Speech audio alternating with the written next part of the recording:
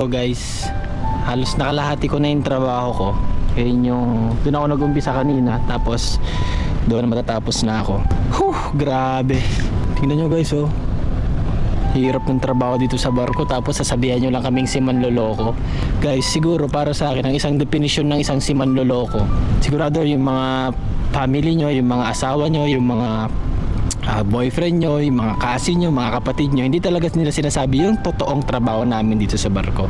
So guys, eto yung totoong trabaho namin dito sa barko. Napakahirap. Tignan nyo kung gaano kataas to guys, oh.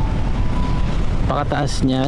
At saka totoong papasyal-pasyal lang kami guys. Pero syempre, bago namin marating yung mga bansang pupuntahan namin, bago kami makapag-shopping na yun, eto muna yung mga ginagawa namin sa barko, sa dagat. Syempre, yung iba hindi naman talaga pinupost tong gantong klaseng trabaho. Pero guys, waldasin nyo sa maayos na pera yung pinapadala ng marina nyo sa inyo.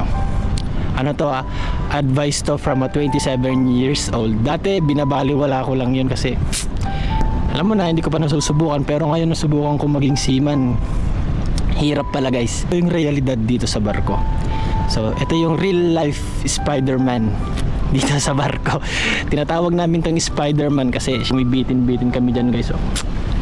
Yan sa mga crane yan, sa mga kable na yan. So yun lang guys. Kita-kits ulit next vid mga papi.